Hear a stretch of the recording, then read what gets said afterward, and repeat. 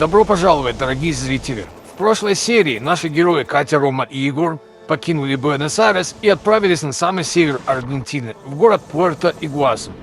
Там они впервые увидели знаменитые водопады с аргентинской стороны, заглянули прямо в глотку дьявола, встретились лицом к лицу с пумой и, конечно же, не забыли вкусно поесть.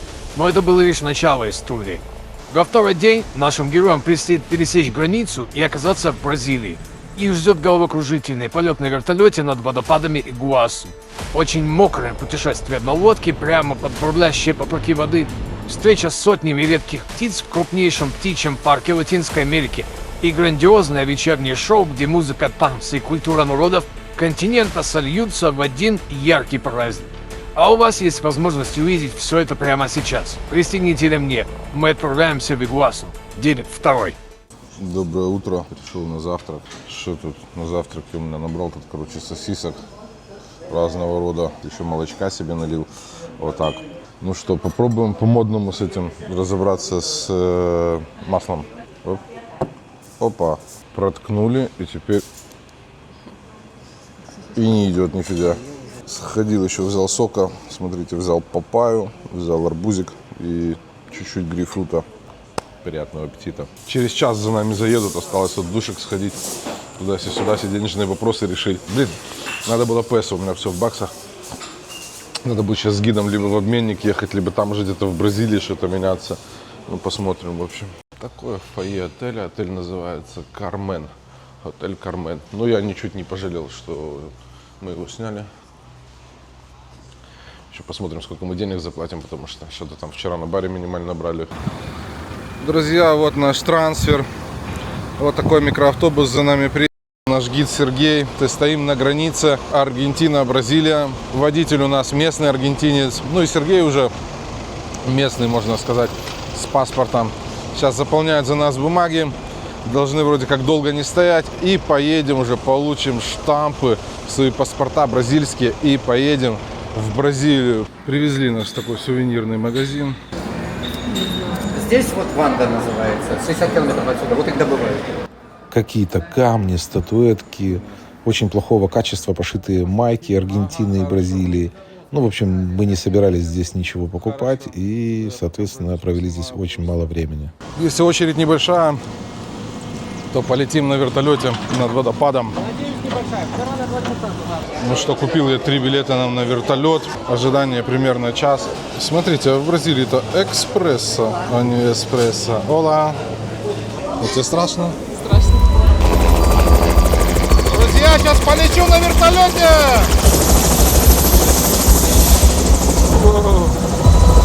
Друзья, я впереди с пилотом вертолета.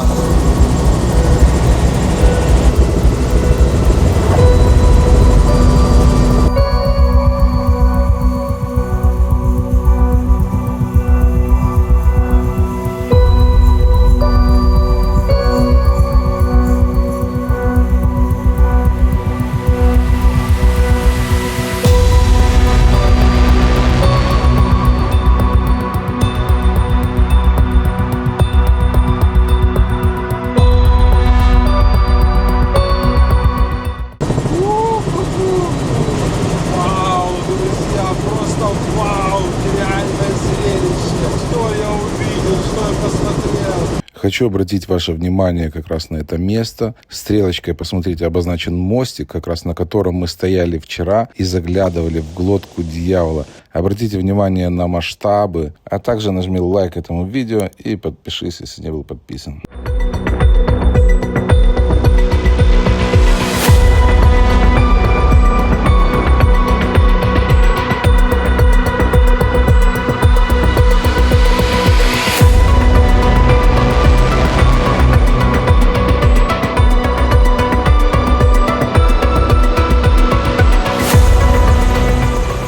Это было капец как круто! Мне очень понравилось. Здесь нам предлагают купить красочные кадры, как мы летели, и фотографии.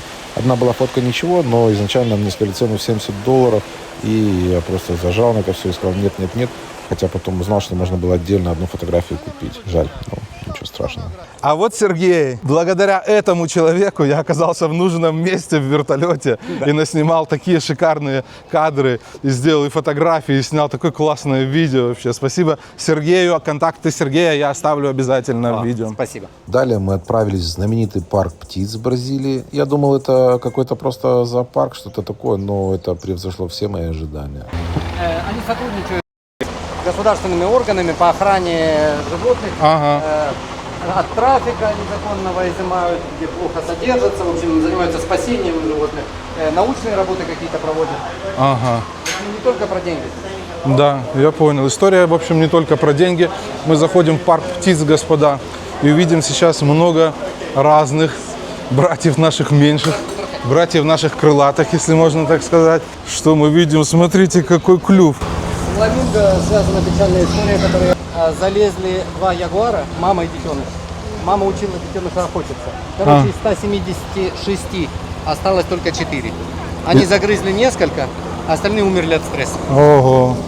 Съедобный вкус примерно как у ананаса, но чуть похуже. А похож на кукурузу. Да, да. Да, маленько. Ну, так же, как и амазонка пострадала от деятельности человека.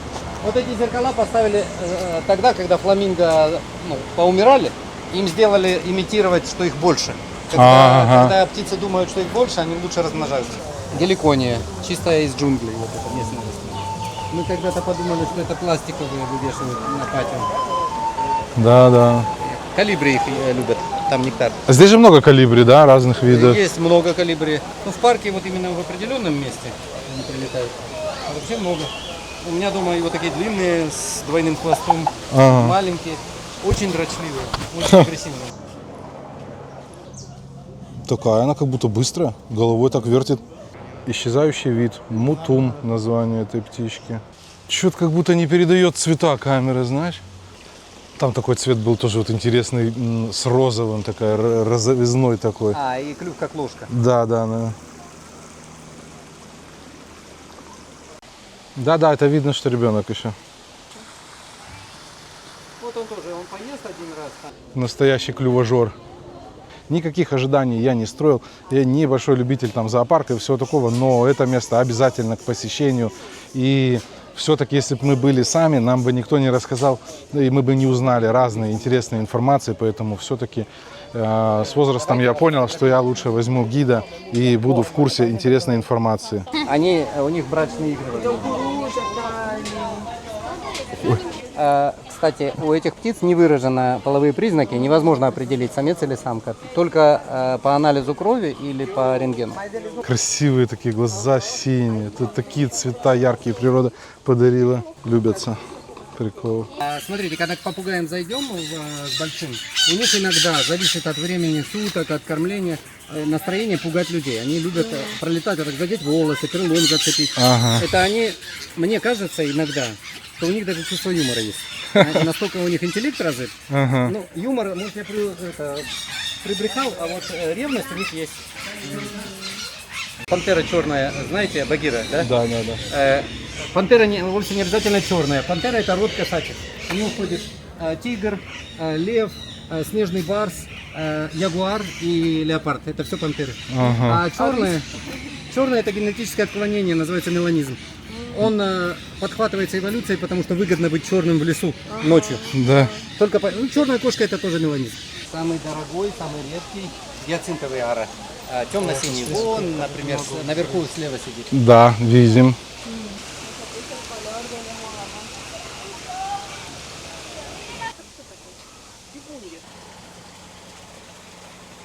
Да, этот товарищ называется казуар. Это дикий хищник, он может ногой так сильно вдарить, еще и вырвать кишки. Вот мы уже выходим из парка птиц. Остались, конечно, под впечатлением. Ну а далее нас повезут в джунгли. В джунглях мы будем пробираться сквозь джунгли. Ну, смотрите. Такое красивое дерево, посмотрите, как из парка юрского периода. Сейчас мы едем по джунглям. Да. Слушаем рассказ про деревья, какие тут, то, что я вам рассказал. Да. Потом мы пересаживаемся на джип, потому что вот эта экологическая повозка электрическая большой подъем не осиливает. Джип, который работает на спирту, который пьют нормальный, этанол. и он пахнет, вот перегаром несет от этого джипа. На джипе мы едем минут 5, нам предложат тропинку, по которой мы не пойдем, и довезет нас до платформы, от которой мы опустимся на лифте. На 20 человек лифт опустит нас в лодке. Погнали.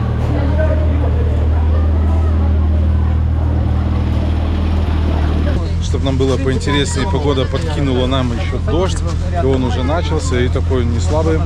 Прикиньте, мы в спиртовом прицепе. Реально работает на спирту эти тачки. И здесь даже на заправках в Бразилии продается и дизель, и бенз, и вот такой вот реально спирт для машин. Есть такие двигатели.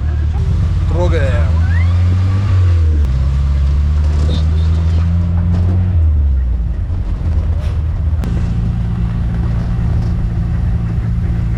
Ну, остановились мы, и нам рассказывают про пальмы, вот эти вот тонкие. Там сверху есть вот этот вот стебель.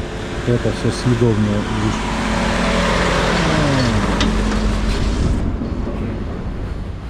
Большое значение имеет для фауны эти пальмы здесь в Бразилии. Нормально чешем на спирту. Не так, как вчера мы на этом поездике ехали. Очень даже неплохо.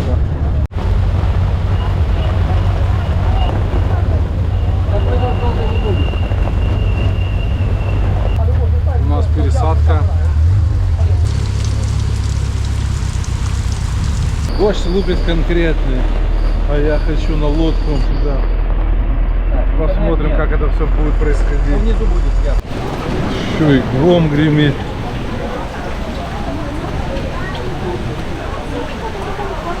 Так.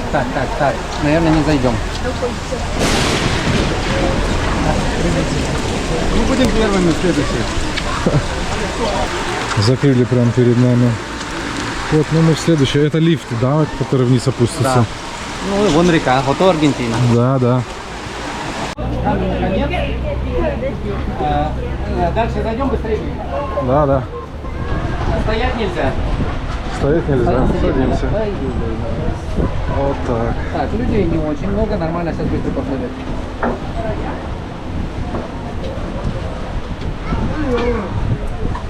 Вот аргентинская лодка плывет. Там водометы стоят, а на этих подвесные моторы. Каждый по 300. Ага.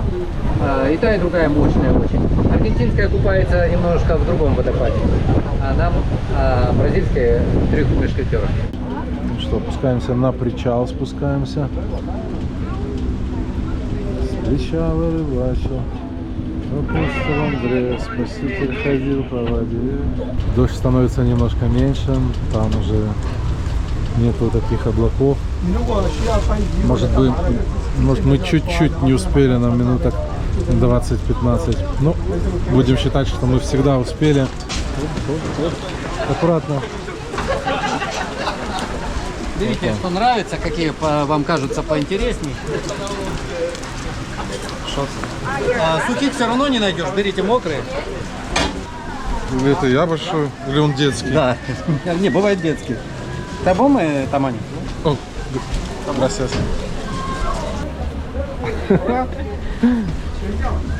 Ну-ка, пробей мне пресс. Не пробьешь. Короче, я сел вообще последним мы сели. Посмотрите вообще начало где и где нахожусь я. Короче, попытался, туда пересесть. Полчаса надо ждать, не знаю, я что-то отказался. Будем надеяться, что все равно я получу какие-то эмоции. Фиг знает. Вот так. Отплываем. Плывем, получается, задом. Получается, тогда и спереди, если так в эту сторону плыть.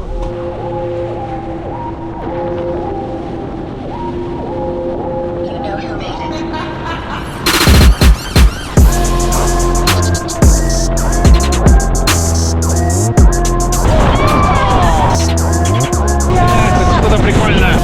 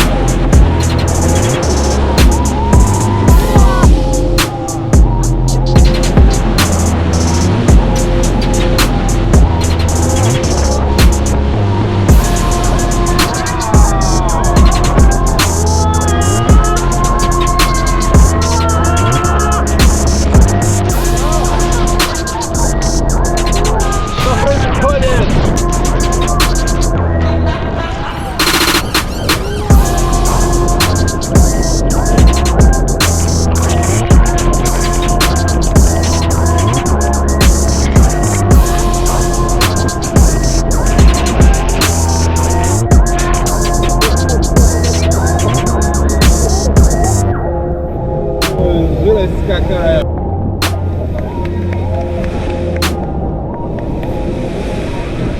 Плавать под водопадами — это очень круто. И я бы еще каталась и каталась на этой лодке. Вообще ничего не страшно. Я даже жила, когда вот это ёкнет. Оно, кстати, не ёкнуло. Даже у Кати не ёкнуло. Да. Значит, сюда можно брать новорожденных. Да. Ну все, забрались в этот лифт, если можно так сказать, и будем сейчас подниматься. Я в спиртовой машинке сижу теперь спереди.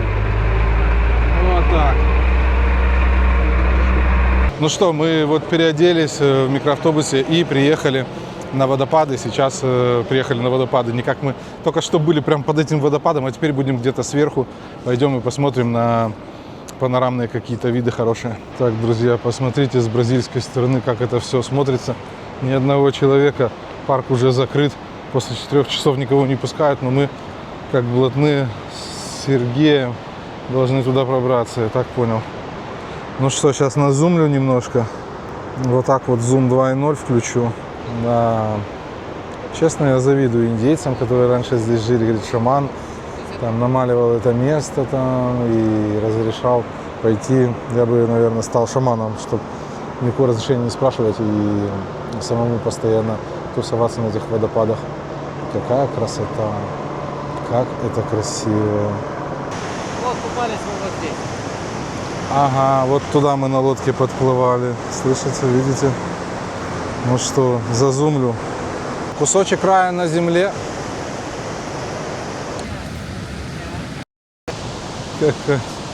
А, лес. Смотрите, сейчас ухвачу за хвост. Опа! Посмотрите, куда мы подошли. Какая это мощь. Ну да, здесь уже люди, конечно, люди. Но их все равно не так много, как мы видели вчера на аргентинской стороне.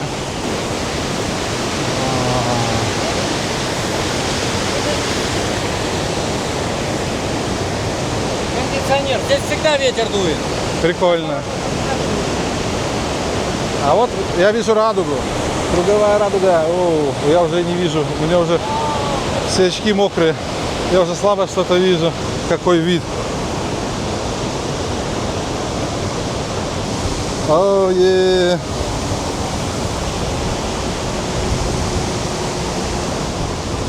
да.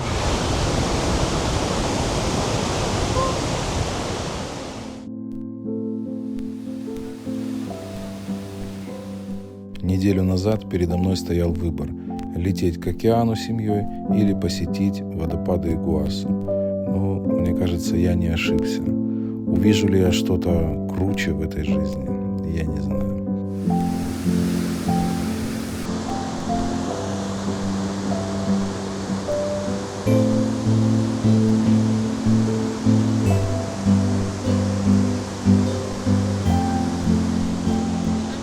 Так это ему принадлежало или нет? Нет, уругвайцев. А Ага. этот был уже знаменитым на тот момент, очень авторитетным человеком. Это И знаменитый. он написал письмо губернатору провинции. Написал он следующее. Что эти чудеса, водопады не могут продолжать находиться в собственности одного человека. Да, в частной собственности. Да, и, в общем, благодаря тому, что он привлек к этому внимание, отжали, заплатили ему. Ну, в любом бы случае это произошло. Да, конечно. Представляете, одному человеку раньше принадлежали все эти водопады. Он очень твердый. О, Ну, когда ты голодаешь, ну, вот эта белая масса, что-то я ее сильно ударил. все рассыпалось на Ее волокна. можно съесть, и это как кокос, такой же вкус. Они, может, не все. Вот это вот белое, это и есть кокос. Ну, родственник его. И можно потихонечку наесться. Вот он.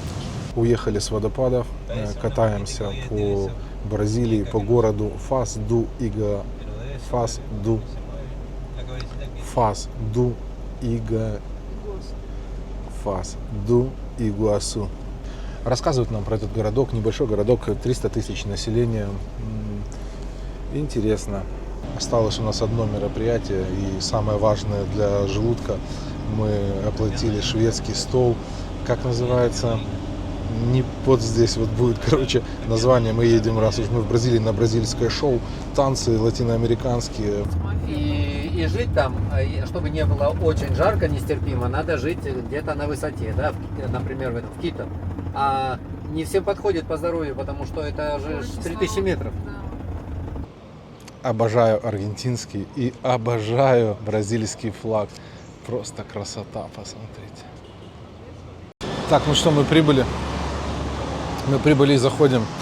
До начала шоу еще, наверное, 2 часа, но мы уже можем поужинать.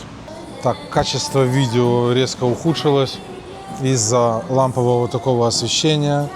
Так, мне принесли по вину расклад, и я должен выбрать какое-то вино. Ну, на самом деле, это делать ведь не обязательно. Вот так могу ничего и не выбирать. Блин, в таком освещении мне тяжело смотреть. Без очков. Вино. Я только в кервезе разбираюсь. Кать, что у тебя здесь? Креветочки, тилапия. Это я даже не знаю, что это. Буду пробовать. Там есть все на свете, да? Любое мясо и даже баранина. Ну что, ждем шоу. 2 часа. Блин, сколько я успею съесть за 2 часа? Я только по напиткам пока не понял.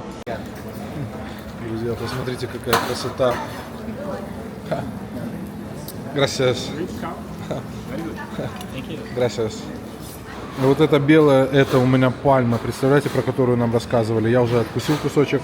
Очень даже вкусно. Ну и это горб быка, представляете? Это горб быка.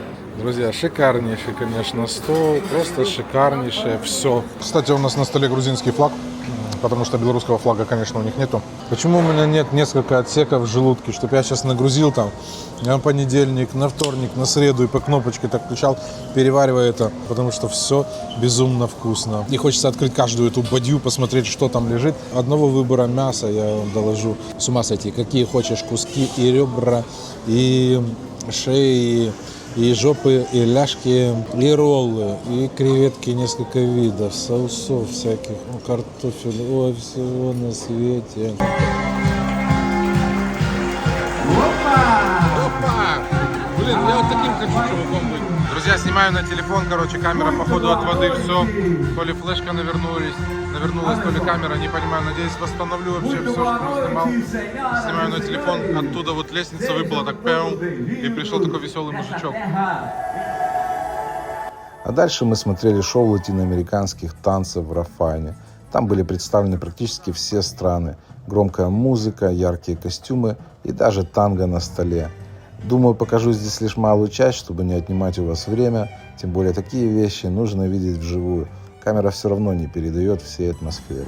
Закончилось все это очень поздно. Мы уставшие, но сытые, забрались в микроавтобус и поехали на границу с Аргентиной. Примерно через 45 минут мы уже были в отеле и укладывались спать, потому что вставать нам надо было в 7 утра и ехать в аэропорт, улетать назад в Буэнос-Айрес. Всем привет! Опаздываем в аэропорт, чтобы полететь назад в Буэнос-Айрес. Сломалась флешка, короче, не пишет больше на камеру, на которую я снимал возле водопадов. Не на GoPro, которую внизу, а потом уже на DJI Pocket 3. Короче, в флешку попала вода, и, в общем, теперь ее не может прочитать. Поэтому дописывал вообще вечер на телефоне. Ну и сейчас снимаю на телефон. Осталось до конца регистрации 25 минут. Вот, летим. Второй раз в жизни у меня такое, чтобы я опоздал на самолет. Короче, muchísimas gracias.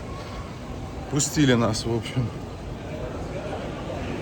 Все, идем минута в минуту.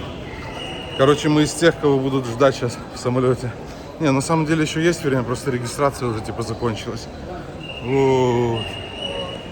Поверил я все-таки в Uber, который работал очень неплохо эти все дни, а по итогу закончилось тем, что в самый нужный момент, когда нам надо уезжать, когда у нас самолет, короче, нет машин, какой-то Петя ехал сначала, а потом вообще типа отказался от поездки, и поэтому все пошло криво.